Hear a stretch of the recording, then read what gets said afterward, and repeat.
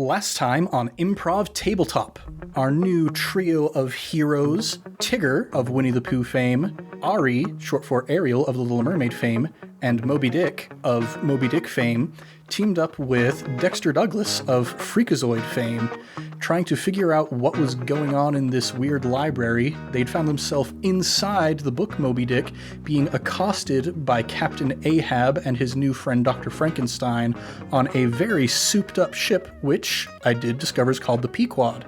And I'm not surprised that I forgot it. But as this combat went on, things got pretty crazy for our heroes. There was attempts at chloroforming. There was drownings of sailors.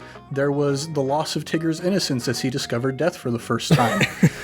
But after much great travail, they finally managed to, with a very, very well thought out fourth wall breaking from Tigger, manage to slam the book shut on their enemies and found themselves no more in the open ocean, but in Hundred Acre Woods on a very misty day. It seems that something strange is going on here in the Hundred Acre Wood.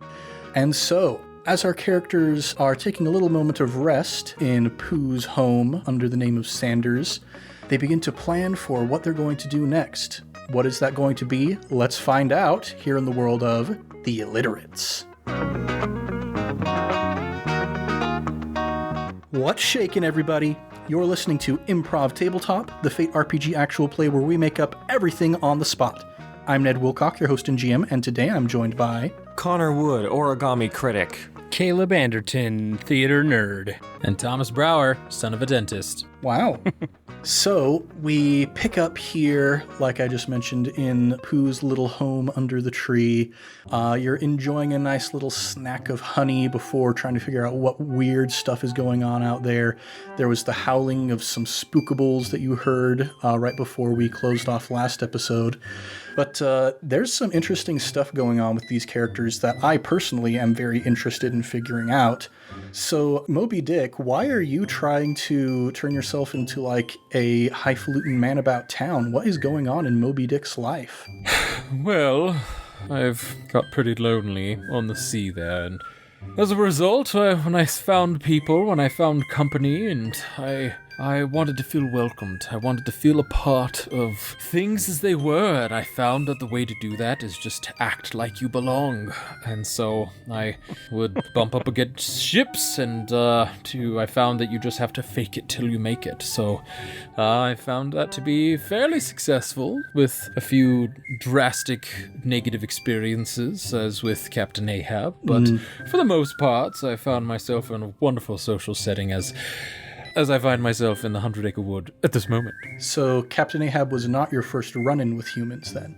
No, but he was definitely the worst. Yeah, because I'm sitting here thinking, like, if Captain Ahab is the first human that Moby Dick meets, it's like, as the harpoon enters your flesh, just like, oh, what is this feeling of companionship? This is not pleasant at all. Makes sense that they wouldn't have been your first encounter. Maybe it was like a nice pleasure cruise, a nice Alaskan group of tourists or something. But yeah, now we've got Moby Dick here in the 100 Acre Wood, being all himself, living his best life.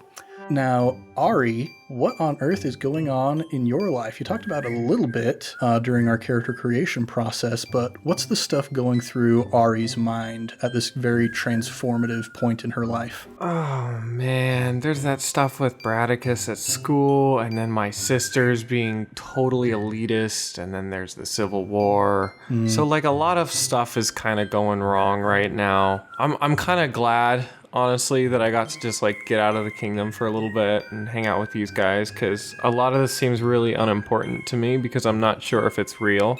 But I do think that I can smell evil on the wind, and I really like this bear's honey. So I'm going to stick around for a little while and see if I can maybe do something besides rob people for a bit. I think my dad would say that's constructive. Yeah, it's always good to try new things out and see how it feels. I think so, yeah. And Tigger, you are back in a familiar place, but a place that has changed somewhat, and having experienced some things that you have never experienced before. What is Tigger experiencing now? Well, let me hand it to you.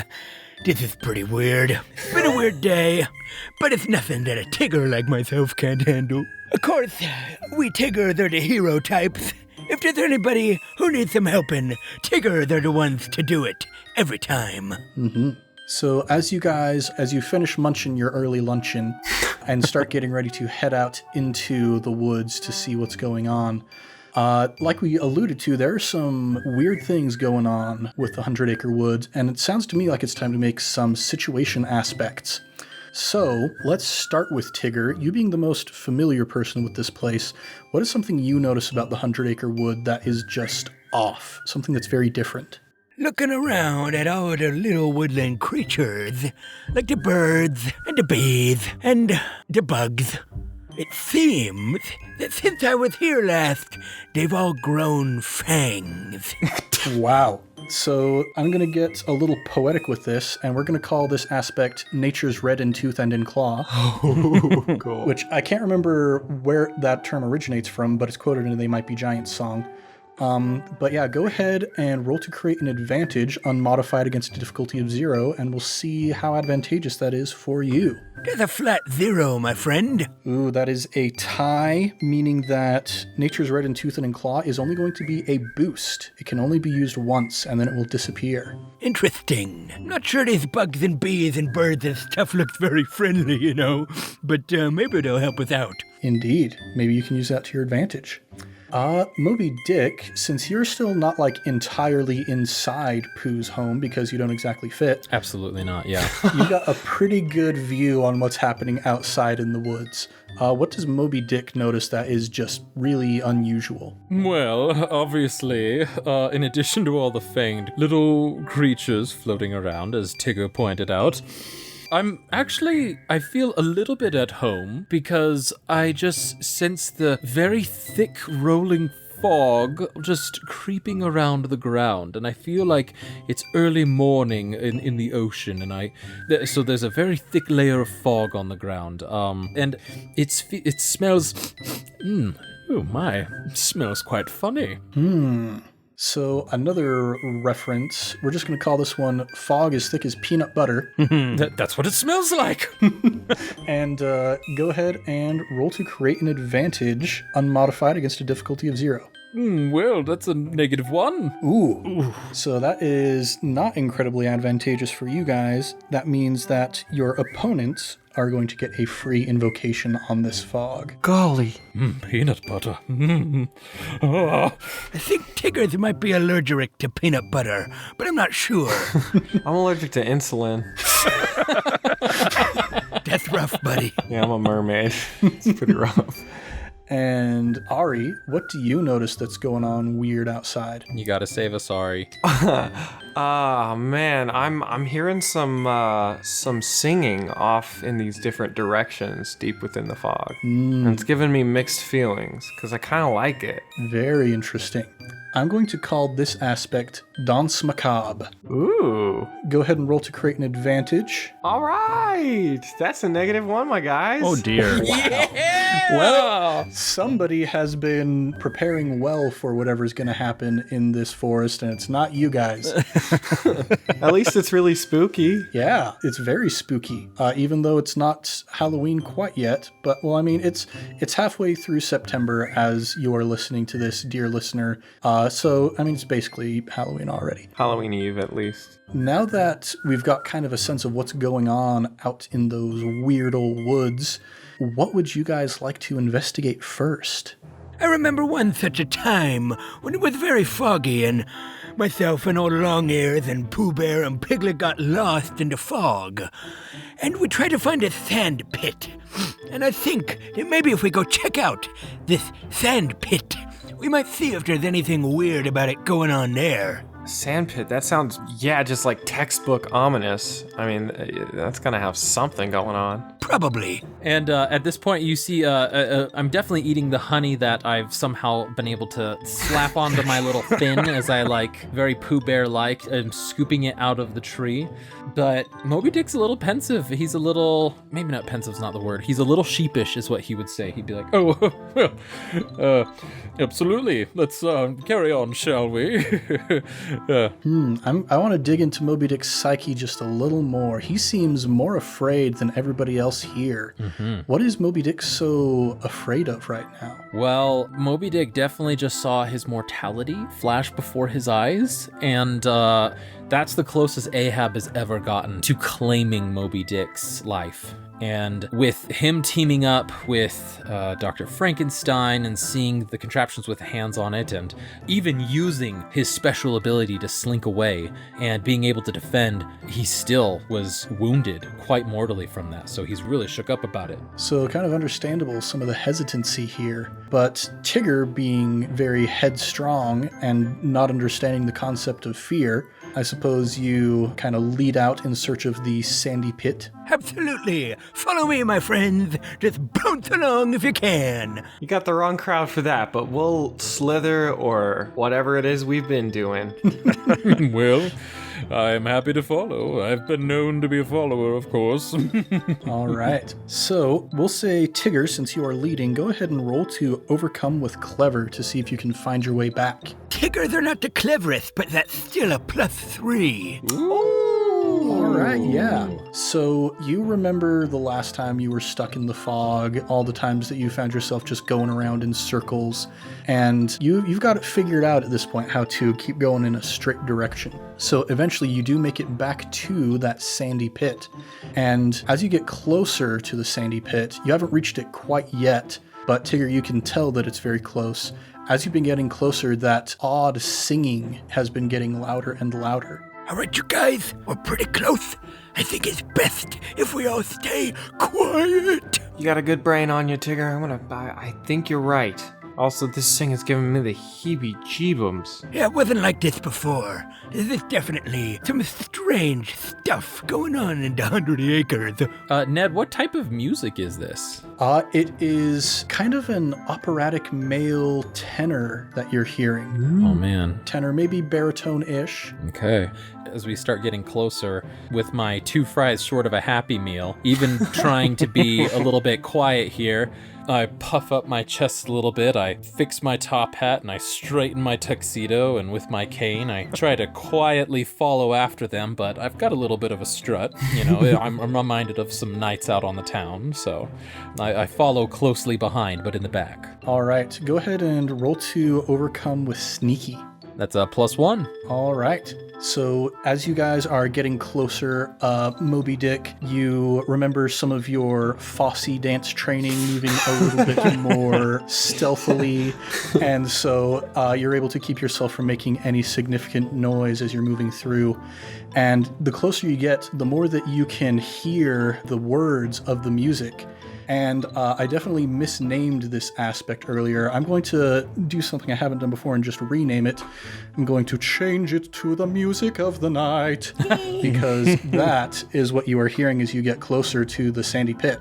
Awesome. That's the song? Yes. And accompanying the music of the night is the sound of a shovel in sand. Totally natural. Guys, this is giving my fins the willies, if you know what I mean. I mean, it might not be so bad. I mean, did you ever see Hamlet? Ever read that one? The gravedigger's a pretty nice guy. Huh. I can't read. Me neither. Nice, let's go meet him. All right. Do you guys want to meet him without drawing attention to yourselves, or just go in and make yourselves known? Well, my friends seem to be very cautious about this and really definitely frightened. And although I'm shook from my previous experience and not the smartest fry in the box, I suggest, well, perhaps I can present myself to them, and you can watch in the bushes, and you can be the backup, if you will, and I will assess what's going on, well, without giving away your position here. We'll watch your dorsal fin. Yeah, we got your back, buddy. Stripes or no. Come on, everybody. Hide down in these bushety bushes here. With a bit of pride in my chest, I puff it up, knowing my friends have got my back, and I'm going to meander closer to the singing and towards the shoveling, humming the same tune, as I'm sure I've heard it on repeat a little bit here as we've been walking through the forest. So I walk closer. All right. And as you get to the edge, it's kind of an embankment that goes down into the sandy pit itself. And as you peer up over the top of it, you see a figure down there in the bottom digging a hole in the side of the sandy pit, as if trying to uncover something. Looks like he's made quite a bit of progress, wearing, very similarly to your own, a well-tailored suit, very operatic in nature. But what is unusual is as he lifts his head to wipe the sweat from his brow, you notice that one half of his face is entirely obscured by a white mask. I immediately feel that I'm in the right crowd. And him seeing the tux on him, seeing the tux on me, I'm like, oh, masquerade. I pull out one of my pocket masquerade, masks on a stick, and I just start waltzing down into the sand pit. Oh, yeah, of course. I go, my good man, it's quite a ditty that you've been singing there. Don't like to brag, but I'm a bit of a operatic aficionado myself. And he leaps and turns towards you, dropping the shovel. And as he surveys you, he sings out, "Well, what are you doing here? I was told that no one else would be drawing near." I will invoke my I like to show off aspect, and I will start singing back at him. Oh no! Duet this phantom, boy. Yeah, go ahead and roll to overcome with flashy. He's going to try and see if he can recognize you through that mask by rolling with clever. I mean, the mask is really good at obscuring my face, my tiny eyes that are directly opposite of each other. Oh no, okay. Okay, hold on. Well, that's still a +3. Ah, man, the Phantom of the Opera only rolled +2, so he does not recognize you through the mask. And what did he sing? What did he sing, Ned? "Well, what are you doing here? I was told that no one else would be drawing near." So, in response to this, without skipping too much of a beat, I'm taking it back a little bit and go, well, what did you expect? I'm here to help you. And I start walking closer to the hole that he's digging in the side of this sand pit here. And not having recognized you, he says, "Very well, I could use a hand. There are things that are happening that are very bad. If we do not watch out for the heroes, there are people following us, and we need to avoid them." Okay. Tigger, I think he's buying it. I think so too. Man, what a showman. What a splendiferous boy up there. Yeah, he's the greatest. But yeah, as you continue digging through the sand, eventually your shovels hit something very solid. And the Phantom says, "We found the entrance. Let us uncover it fully, so we may enter into the..." And I hold my fin out towards him as I'm holding the note, expecting him to, finish the lyric. The private headquarters, yes, of course, the private headquarters of our master. Of course, of course. Oh my gosh. And you continue digging, and eventually you uncover a surprisingly ornate-looking wooden door built into the side of this hill. Even though it's been buried under this wet sand for quite some time, it's very well carved on the front out of what appears to be like a very beautiful wenge wood or something. And it's got motifs on there of bats, just a whole bunch of bats. That is incredibly comforting. Okay, so I bring my fin to the door and I I lean closer and I start to touch the edges of the door, kind of in awe, and I go, "After days and days of traveling across the mighty sea, I'm finally here to meet the king." As a question mark, kind of, at the end. "The king of darkness, our ruler, the one who's behind all this nasty stuff happening to the libraries." "Ah, yes, of course, how could I easily forget?" And as this is all going on, I'm trying to slowly turn.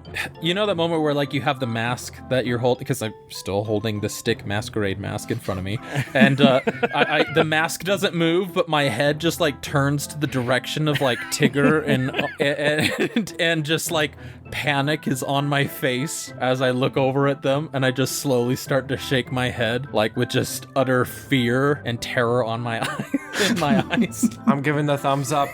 We're doing this. Me too. And my fin's like pointing down and a thumbs down. I'm giving you a thumbs up with 2 hands and my tail. You got this, buddy. And the Phantom reaches out and clasps the handle of the door and opens it up. And as it opens, there's a creaking noise, and you can hear it like the noise reverberating down this very long tunnel on the other side. And as it opens up all the way, he looks in and he pulls out what appears to be a torch and a little matchbox, and he lights the match and holds it in there. And as he does, begins peering down, there is a rush of wind and this squeaking noise, and a massive swarm of bats just comes bursting out of the tunnel and flies past you guys off into the sky. I mean, I'm terrified. I spurt some excess water out of my spout just into the air. I'm quite afraid, for sure. But my thin knees are knocking together as I'm trying to courageously stand there and make up for the failure of putting my friends in danger a previous time, and trying to help them out this time so that they don't get put into danger again. And the spout catches one of the bats as it's flying past, and it's just like soaked and falls to the ground. And it hits the ground and it looks up at you just like annoyed as all get out as it's wringing water out of its wings. And the Phantom of the Opera says, "Fear not, my incontinent friend, our journey is soon at its end." Oh, joyous day! Oh, joyous day! And I just say, allow me to collect my things. Of course. One moment. And I just like slowly, but like, no, I don't slowly. Nope. No, nothing slow about it. Just quickly waddle backwards to where he doesn't see the back of me. He's only looking at the mask. And I go back towards my friends and let them know what's going on here.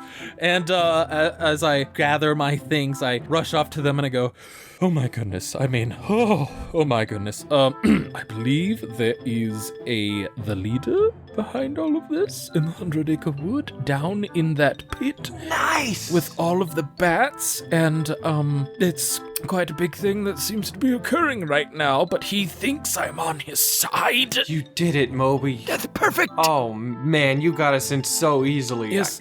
Look at you master of disguise, you! Well, just let's not get carried away here. I mean, I am I have been known to wear many faces, but the point is, what are we going to do? How are we going to use this? So I mean, what are we doing with all of this? I'm terrified here. Well, that's easy. Didn't she say the guy in charge was in there or something like that? Well, yes, he did. We kill him.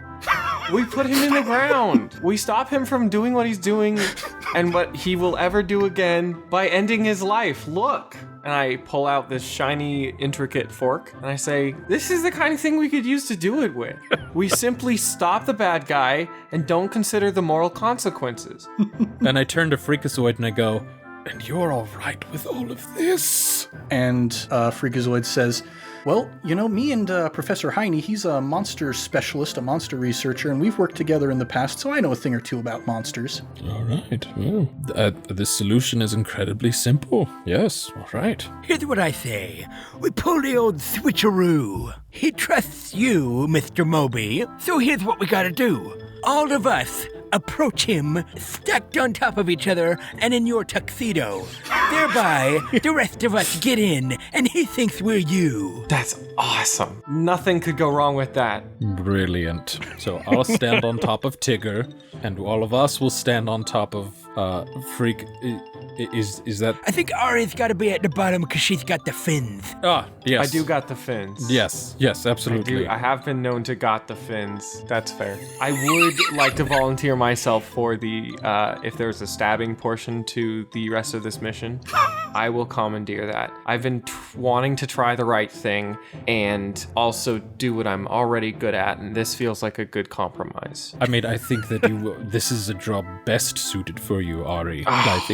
Just seeing you on the boat, you were incredible. Thank you. 5 stars if I were to rate your performance, and I think this is just right up your talent tree there. Thank you. Dude, my daddy's going to be so proud of me, and Chaticus is going to think this is so cool. This is honestly like one of the best things that could have happened to me this week.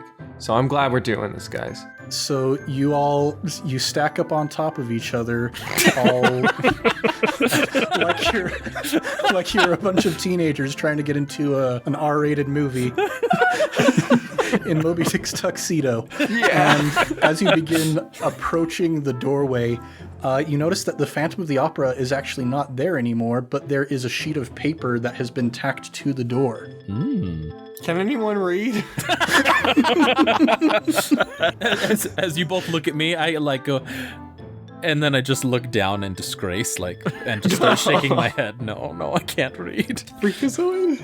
And Freakazoid says, well, I have the entirety of the internet in my brain, so I know a lot of words that I don't even want to know. I'll read this for you. And so he pulls it off of the door, and you see it's written on like a blank sheet of music, like there's musical staffs on there, and it's written as if it is like a piece of music, like the words are split up into syllables with notes and everything. And this guy commits. And the note reads, I was just so excited that I could not wait for you, but hurry quick so you can meet our undead master too. Sign the Phantom. That little bit there, that's his composition signature, you can tell, because of this. It's just sorry, we don't have time for this. Yes, the part where it says signed the Phantom, I see what you're talking about there. It might be a calling card. Well, we know it now. Maybe we could fake his musical signature later. Very clever of you, stripedy one. Thanks. Is there another torch here? There's not one readily, there's not just one sticking in the ground or anything. The Phantom pulled his torch out of his cloak. But you're in a forest, so it shouldn't be too hard to find a stick that'll burn nice for you. All right, I think we need to begin a forest fire, and then Whoa now, buddy. That... Slow down. Let's start with a single stick, shall we? Oh, and then we take it from tree to tree to tree. Okay, I understand. You lead the way there, Tigger. I will bounce up and grab a good-sized branch and bust it off so that we can have a torch. All right, so you grab this branch. It's easy enough to break it off. And I'm sure that Ari probably has some sort of supplies that might be used for arson. Yeah. Tinderbox. Of course. Flint and steel, all of the above. Yeah, if you're trying to light fires underwater, you gotta have some really good fire lighting implements. It's like magnesium. Oh, yeah. Alchemical fire, you know. Yeah. I got that good stuff. Yeah, so you pull out a little jar of thermite and pour it on the end of the stick there and light it up, and it burns very, very brightly. And as you peer down the tunnel, you can see it just extends far beyond the visible light that's being shed by the torch. I lead the way, holding the tree branch, confused at why we only have one, but just going with it. All right. And as you're continuing down this tunnel, you're going for quite a distance before you eventually come to what appears to be a cavern of sorts. And at the other side of the cavern is another door. This one has a big old lock on the front of it. And seated on the ground before this doorway is a little stone statue of some sort of imp. Is that a little gargoyle? Is that a gargoyle? Looks like it might be a little gargoyle. Does anybody have something to throw at it to see if it's alive? Well, I have my walking cane and my masquerade mask, but I'll probably need this later for the infiltration. You're right. I can toss my walking cane. Yeah, get him! I chuck it. All right. Yeah, roll to attack with forceful. The idea was more to see if it was alive, but kill him. I got a 0. Well, the gargoyle dodges with quick, getting a +1. It leaps over the cane, and when it lands on the ground, it's like, riddles? Did someone say riddles? Oh boy, riddles are the bestest thing. They're my favorite. And I bounce right down in front of him and plop down. With black and white and red all over. The newspaper. Nope. A penguin that just got into a can of paint. That's a much milder way than I was expecting that to go. So thank you. Anyway, if you want to get past this door, you gotta answer my riddle. Oh, cool. I'm actually with Tigger on this one. I like riddles. Yes, I like that you both like riddles, yes. Well, if you have a bee in your hand, what do you have in your eye? An oyster. Nope, that's one wrong answer. And he smacks a button on the ground, and a red light appears above the doorway, and you see there are 2 other lights that are unlit. Oh no, everybody, I've seen this before. This is some kind of talent show, and if we get all 3 wrong, we'll be asked to leave without being able to plug ourselves. Nice. Sorry, Ned, you said a bee? Like a buzzing bee? He said, if you have a bee in your hand, what do you have in your eye? It's not an oyster. I'm gonna frustratingly just stare at my dingle hopper for a minute, see if I can pontificate with that. Thomas the player is frantically searching his brain for something like... Connor the player knows it, but Connor the player doesn't want to make it too easy on it. I appreciate that, Connor the player. I'll give you a fate point for that. Oh, yeah! I think Thomas the player is also 2 fries short of a Happy Meal in this instance. Caleb the player is too. Okay, well, I'm gonna be staring into my dingle hopper a bunch and then see like myself in a funny kind of like discontorted reflection and say, beauty. And the gargoyle leaps up in excitement and says, that is true. Beauty is in the eye of the beholder. Oh. Oh, I knew that one. Of course I knew it. That's an old one. You can't trick me with those old ones like that. Was clever. I just thought I looked good today, but cool. Yeah, and so the imp slams a different button on the ground, and the second light shines green, and the doorway, you hear a big old click as it unlocks, and the doors begin to slide apart, showing another tunnel on the other side.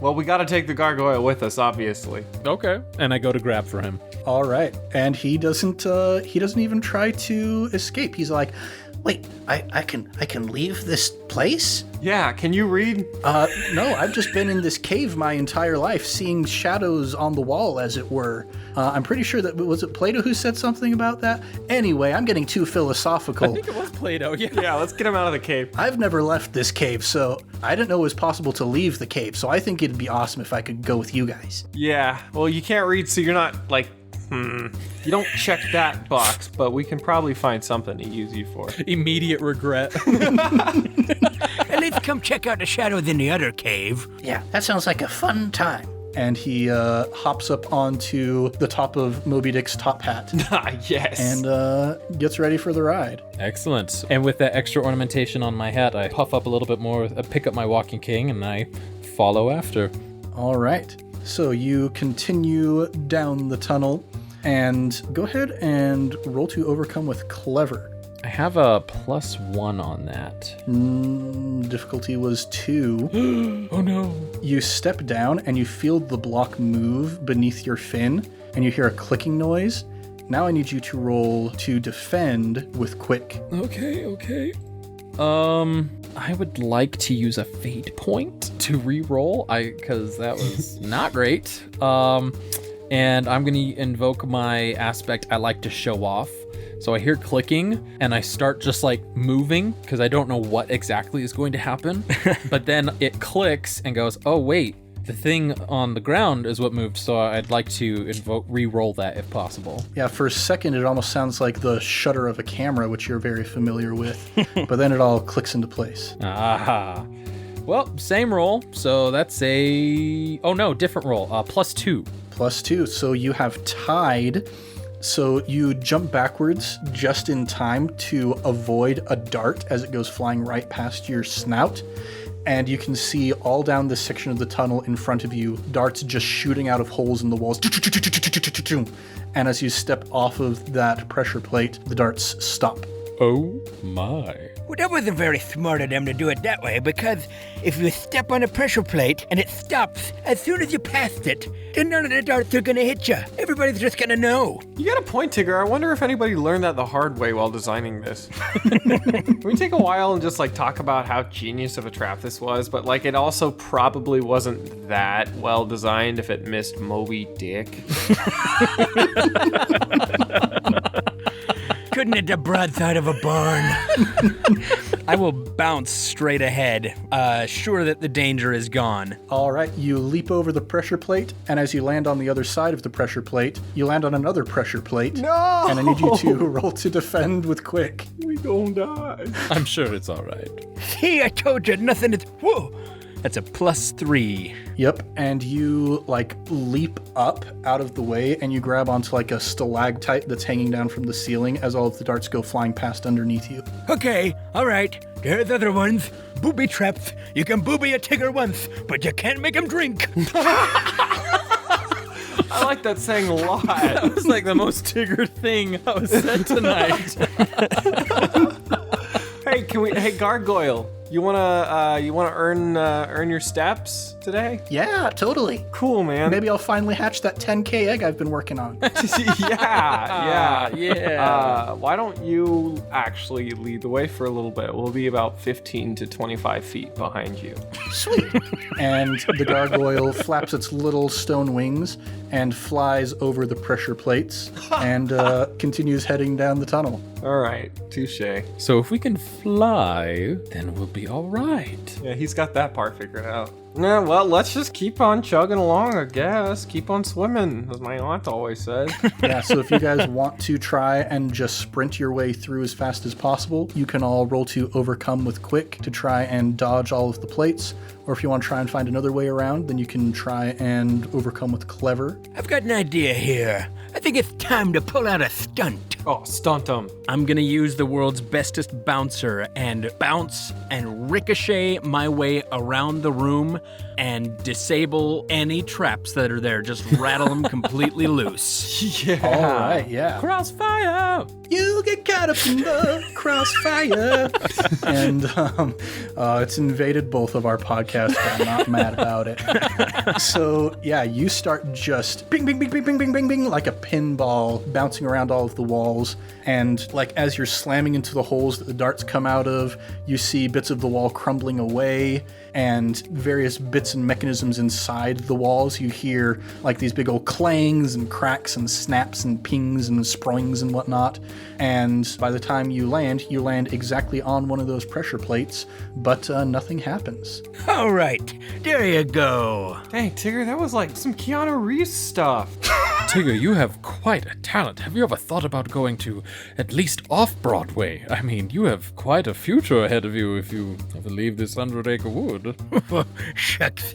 Thanks, guys. Maybe I'll think about it now, but for now, let's get in there. All the traps have been unboobied. Murder the evil guys. I would like to follow Tigger. I'd like to follow him with how impressive and confident he was from that whole stunt there. Yeah, that was some George Washington stuff. I think that's what he did. Yeah, and as you guys continue along this tunnel, you eventually see there's a light beginning to appear at the other end. And from that light, you can hear the sound of conversation and stringed instruments and whatnot. I pause, I hold out my fin and just cover everybody for a minute. Do I hear singing? You hear a little bit of singing, coming from in there. It's kind of interspersed singing, as though perhaps your friend, the Phantom of the Opera, is currently conversing with somebody. All right. Sounds like the other person doesn't commit as much to the singing as you did back there. I'm just trying to figure out how we all could... Do we all want to enter in together? And should I go ahead? Do we want to surprise everybody? I mean, I want to give Ari as much of an opportunity to stab as many people as possible. I like that. Thank you. Stealth mission. Yeah, stealth mission. Also, the main one is just whoever's the in charge one, he's getting the dingle hopper right up where the sun, where part of your world. So you mean right in the jugular? Yeah. Right in the jagular. So, with that in mind, I go, all right, I've been saving these, and I think now's the time. And I'd like to pull out 2 other masquerade ball masks. Gotta have a couple spares. You always have to. They're a little large though, because they're for me. Mm-hmm. So they're not like shaped for your small sizes. Hey, even better, honestly. I'll hold it up like this, both hands, Just covering your entire person. my whole torso. I go, I believe this can get us in, stealthy and all. I feel really mysterious, honestly. All right, so you guys continue along this hallway, and eventually you make it to that final archway.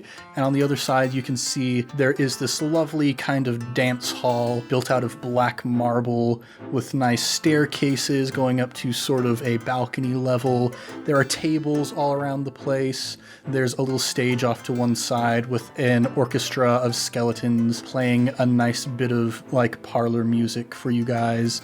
There's a couple people dancing here and there, but most of the people are just milling about, conversing, crunching on crudités and hors d'oeuvres and whatnot. And as you look around, you see that everybody is wearing name tags just for convenience sake. And you do, in fact, see Captain Ahab and Dr. Frankenstein in one of the corners kind of chatting together. Oh, no. You look in one of the other corners and you see two people. Their name tags are James Moriarty and Jack Willoughby. Oh, no. Not Willoughby. And well, like on the corner of that group, like trying to bust his way into the conversation is Mr. Collins. Please tell me that John Thorpe is somewhere around here. He's busy in the pump room at the moment. That's a very obscure Northanger Abbey reference for all of our hardcore Jane Austen fans. Oh, Ned and I. Yeah, we've got a history with that play. So good. And you see your singing friend, the Phantom of the Opera, is talking with a very interesting looking individual. He's floating a little bit off the ground, wearing kind of a black unitard, white gloves and boots, and what looks like a white sack over his head. And he's got a rope in his hand, and tied in the rope, also floating off the ground, are what looks like a bunch of children from a summer camp or something. And you see the name tag on his chest says Candlejack. And the Phantom is like, and you said your name was? And he looks down at the name tag, and one of the kids says, don't say his name, that's how he gets you. And Candlejack is like, darn it all. That's a Freakazoid villain for the uninitiated. But yeah, they're all just kind of milling about, enjoying the pleasant air, this high, sophisticated life sort of atmosphere here. And above the hubbub of this conversation and all of these pleasantries that are going on and whatnot, you hear a clinking noise coming from that upper balcony. And you see a figure in the back of the shadows begin stepping forward, and everybody goes silent. And as the hand holding the glass comes into the light from the chandeliers, you see it is full of a very dark red liquid. And the individual steps forward into the light of the candles, and you can see the very pale face, the slicked back black hair, and the unnaturally large pair of canine teeth coming out of the front. And he looks around and says, good evening, all of my friends. I am so glad that you could join us here in my lair. Soon, all of the literary worlds will be ours, and there is nobody who can stop us. And all of the villains around the room begin clapping and applauding, and Freakazoid looks around at all of you guys and says, I don't know about you guys, but I think we're about to get into a finale. And he looks at the camera with a grimace on his face and iris wipe. And that is going to conclude today's episode of Improv Tabletop. It was the Count from Sesame Street. Maybe. You know, I like your enthusiasm. I like your enthusiasm, Tigger. Thanks, everybody, for listening to our show today. We'll be back next week with our thrilling conclusion in the world of the Illiterates. If you want more, go ahead and subscribe, maybe even give us a review. We would be just as happy as the Phantom of the Opera would have been if Christine hadn't dumped him, if you would go ahead and give us a positive review on the podcatcher of your choice.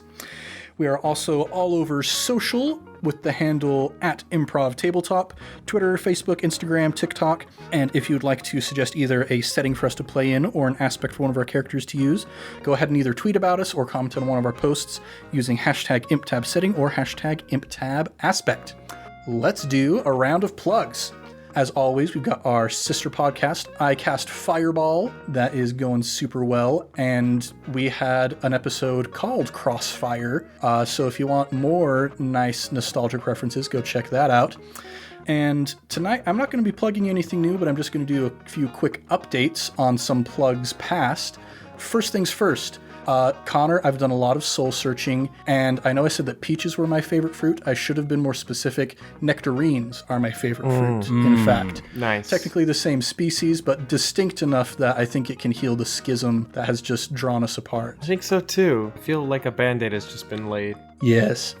So that's update number 1. Update number 2, I found the Mountain Dew flavors, Baja Punch and Baja Flash, and they are not really anything to write home about, but I do think they are better than most of the Mountain Dew flavors that have been coming out lately. If you want a good pina colada flavor, just go for the Fanta instead of the Mountain Dew Flash. And then the final update on my Facebook memories, I discovered the day that I was enlightened to the joy of tonic water. It was August 31st, 2012. So from here on out, August 31st is Tonic Water Enlightenment Day. Tell your friends. Connor, you got anything you'd like to plug? Ooh, yeah. I'm going to also talk about fruit. Been getting a lot more of them organic little goodies back in my diet. And that includes plums, which I had for the first time, and I don't know how long yesterday. Turns out I'm a little bit allergic. Because after I ate my plums, I was like, why is my throat so itchy, and why is my stomach so itchy? And I assumed it was plums. So all this to say, plums are good. But if you're allergic to them, don't eat the plums. But if you're not allergic to plums, eat some plums. Yeah, like we've said before, droops are the bomb. Darn straight. Sometimes they're the bomb to your stomach, but other times they're the bomb to your taste buds. Caleb, you got anything that you'd like to plug? I will also just go with a little update plug. I've got 2 audiobooks currently on Audible and Apple, and the other one, where you can listen to audiobooks, I'm on there. I've got a couple. Working hard on number 3 right now, which is the sequel to the last one that I did. Go check out Wayne Grant, the author, and his historical fiction novels because they're fun. And I have started doing some narration for him now. So check him out, and that's my plug. Right on. Thomas, you got anything you'd like to plug? As always, I cast Fireball. It's a super fun podcast that I enjoy recording, so hopefully you'll enjoy it too. But I would also like to plug Caleb's work as well. It's really fun to listen to him. He's really great. Obviously, he's really great with voices, as we've discovered from the Illiterates. Oh, shucks. But I would also like to plug just candy. There's a lot of fruit going around, and I just feel like candy's getting left out. So somebody had to say it. Yeah, pop a little Smartie, couple little Sour Pouch Kid. I mean, Kit Kat. Doesn't take much. Candy, everybody. Rots your teeth. Son of a dentist. And with that perfect bookend, thanks so much for joining us here in the world of the Illiterates. I'm Ned Wilcock, your host and GM, and I've been joined by Connor Wood, psionic engineer investor. Caleb Anderton, future homesteader. Thomas, the cavity-filled machine. Much love and stuff, everybody. We'll catch you next week on Improv Tabletop.